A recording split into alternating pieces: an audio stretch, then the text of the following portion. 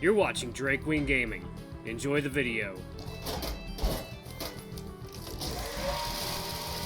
Hey guys and gals, good morning from Drake Wing Gaming. So you know me on Twitter, the Gaming Dragon. Today I'm coming back at you with the Let's Play episode of In Case of Emergency.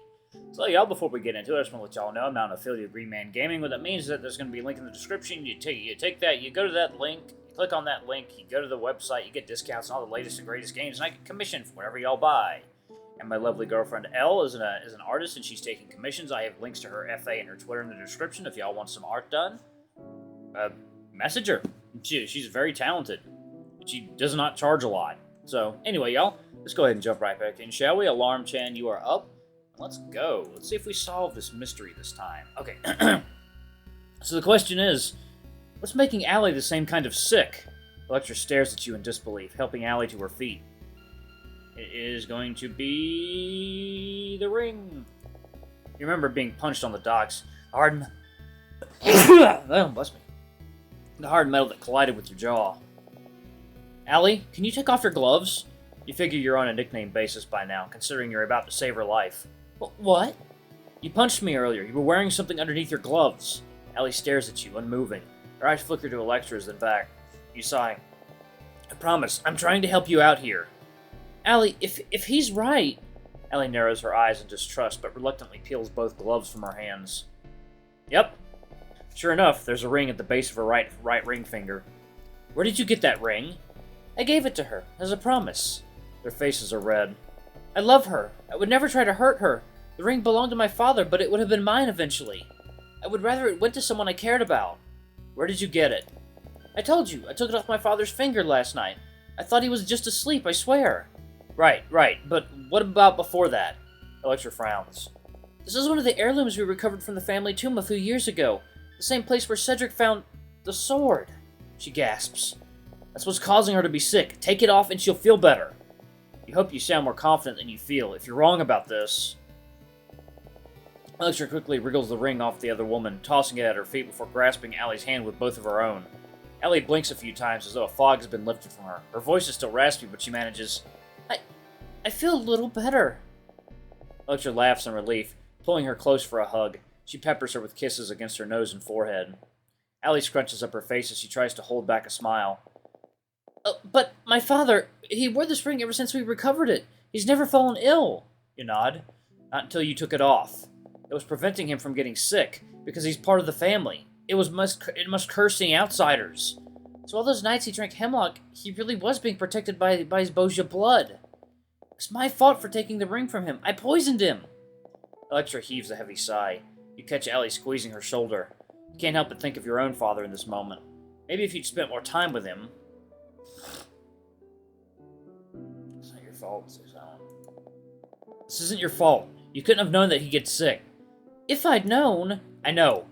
So, what now? If I put the ring back on my father, he'll be alright? We think so. It should start taking effect immediately. If you're going to leave, now would be the time to say goodbye. Electra hesitates, bending to the ground to pick up the ring. She turns it over in her palm of her hand. She stares at it. If you want, we'll take the ring. We'll give you two a chance to run before we put it back on. But then I won't be able to speak to him before we leave. Do you want to? Electra chews her bottom lip in thought. I heard the last time you talked to him, you changed your mind about running away. He's not going to die, Electra. You can write to him once we're far away from here. But if you don't make up your mind quickly, he is going to die. What would be good? Let's save that right here. Y'all, let me know what kind of choice, how this affects the story. Let's do talk to him before you leave. You know this better than anyone. You should talk to him. You might regret it otherwise. Trust me. Electra nods, clenching her fists around the ring. I'll wait for you in the garden. Hurry. Allie sniffs at you, neither entirely disapproving nor grateful. Sorry, I'm a little stuffed up this morning. She makes her way to the window, where she begins to scale down the trellis leaning against the wall. Thank you. Electra walks up to the prone form of Lord Boscia, where she kneels at his side to slide the ring onto his finger. You hear his form inhale, then exhale, his breath rising and falling in a steady rhythm. 1 second, y'all. Alrighty. Hey, Father. And you never even got to say goodbye. The night air is cool. As you're heading back to your rooms, Luke pulls you aside. Hey, up for a side quest? Yes. Sure, sounds fun. Great. I knew I could count on you. Where are we going? I found a lead on my book. How? Well, first I went to the bookstore. Obvious choice, right? Wrong. The bookkeep won't tell me. Because he's got giant spiders in the cellar. He says that if I take care of the spiders, then we'll talk shop. I go down there, the first spider doesn't even know what hit him. Ever burned a bug with a magnifying glass? Actually, they're arachnids. Right, so I'm blasting them left and right. They shrivel up and their little legs facing the sky, and then they get back up again. Zombie spiders, man. Oh, that's terrifying. What was that, Resident Evil 2? Turns out you can't kill zombies without God. You need something that's been blessed to get them to stay down. So I hightail it out of there, and I slam the door behind me before the zombie spiders can get out. The book keeps laughing at me. He tells me that I should go to the temple and get something blessed. That would be great if I had a sword like you, but I don't. So you want me to help you kill the spiders? What? No! Listen, this is how it works. We go to the temple, and then it turns out Father Tommy or whoever does these blessings went out into the forest to collect some herbs. We go to look for Father Tommy. He's been kidnapped by bandits and trapped in a cage. We sneak up to him, and he tells us that the leader keeps the key on him at all times. Then we either slaughter all the bandits, sneak up to them at night, or seduce their leader and steal his key after we put his ass to sleep. You see what I'm saying? You're talking about... choices? Life is about making choices? Sure, something like that. So here's the plan. We break into the bookstore. Wait. Life is about a series of events that spiral out of our control? Sure, something like that. Okay, let's see. Elaborate, unjustified speculation. Life is about coming up with crazy, irrational justifications for doing the things we do? Trying events. Sure, something like that. So here's the plan. We break into the bookstore. What about Father Tommy? Father Tommy's not real, man. Keep up. Oh, okay, sure. I knew I could count on you, Kieran. Luke grins as he drags you along the road. You realize the majority of the time you've spent with Luke here has involved some degree of casual B&E. Usually you're the one suggesting the dumb ideas. It's a nice change of pace to be the one being dragged into things for once. Silly. You eventually come to the exterior of a storefront. Is this even historically accurate? Did they even have bookstores in ye old days? Could people read? I don't think printing presses were even invented yet. Is everything in this bookstore handwritten by balding monks with quills? Who cares about historical accuracy? It's called medieval fantasy for a reason. Fair enough. If you say so. Luke tosses a glance over his shoulder to see if anyone is watching before shimmying alongside the store's wall. You hate to admit it, but the camouflage does help him blend in. There's a small window in the back of the building. Luke fiddles with the lock as he gnaws on his lip in concentration. You lean in with him, resting your hand on his back. You can feel his body heat even through the layers of Kevlar. Aren't you hot in this thing? Luke looks up from where he's messing with the window latch to look you dead in the eye. Kieran, I'm literally dying. Have you ever worn a latex glove for so long that sweat started pooling in the finger holes? Why not take them off? If it's that bad, why don't you take them off? Luke rolls his eyes fondly. How typical for a man to say that. Trying to fix my problems instead of listening. Sometimes it's not about the 50 pounds of Kevlar I'm wearing. My bad. What is it about then? Probably the weather-resistant camo and my refusal to quit the bit, even if it gives me a heat stroke and or a rash. Luke turns his attention back to the rock, which he rattles to no avail. Damn, this isn't working. Melt it. Can you freeze it and snap it off? Like they do with those compressed air cans? Great idea. Like they do with what?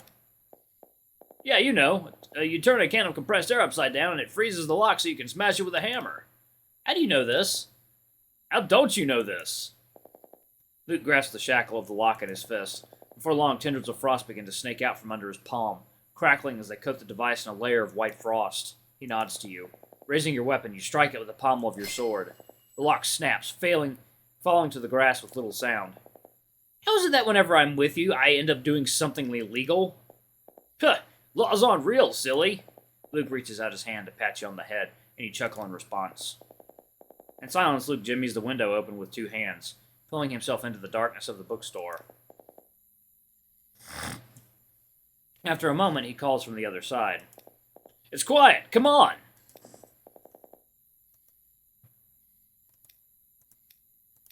A single paw shoots out the window, floundering along the sill as it searches for your hand. You can't help but laugh before taking it, feeling his gloved grip circle your paw and pull you in. You stumble in the dark for a moment before Luke steadies you, one hand sliding around your back and holding you by the ribs. "You good? Try to stay quiet. We don't want the guards to hear."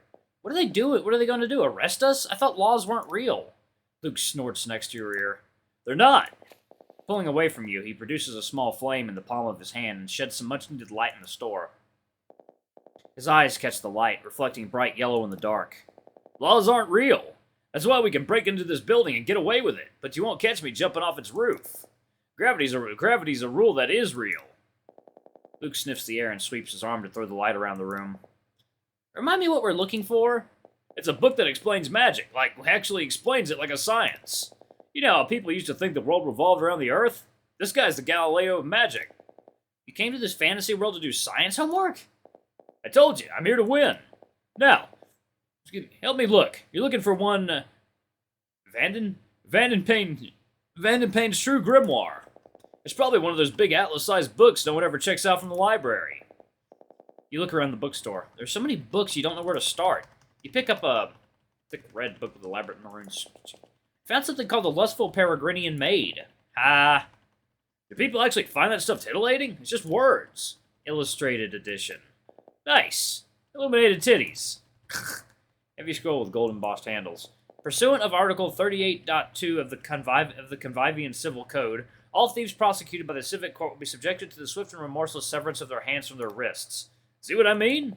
Laws aren't actually real. They're just words that somebody wrote down on a piece of paper. I kind of like having my real hands, though. Blue leather tome with weathered parchment. This one's called The Daily Life and Tribulations of one Ergonius Catarmire. Catarmire? Catarmire. It's a weird word. Her name. What, like a journal? I think so. This morrow I sat at my desk and attempted to pen a particularly troublesome page of my manuscript. My quill overspilt with ink, yet my soul lay bereft. Ugh, not another artist making art about making art. Suddenly Luke stands very still and holds a finger to his lips. Hang on, do you hear that? Luke's ears swivel around his head. You don't hear anything, until you do. There's a skittering sound under the floorboards. Something clicks in quick succession. The sound then disappears.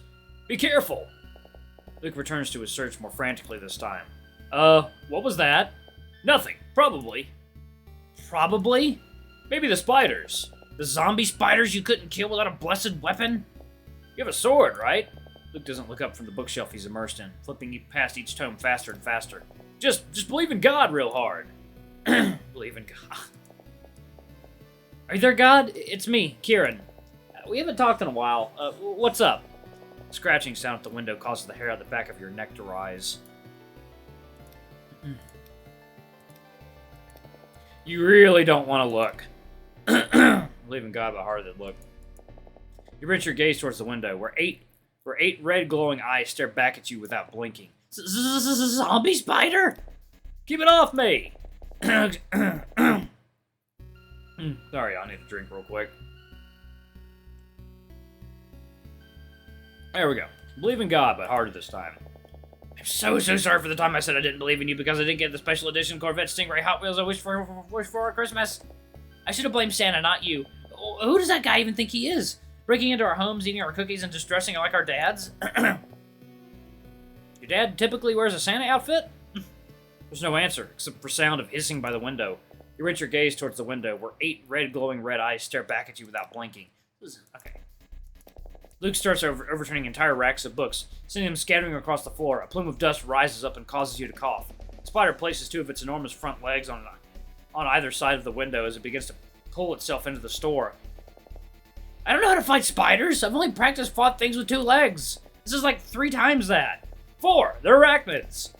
For a moment, the fat torso of the spider gets stuck in the window. You think you might have actually got lucky. Look, it's stuck. Actually, it's pronounced like Luke. Actually, it's pronounced Luke. Anyway, hurry up and slam the window on it.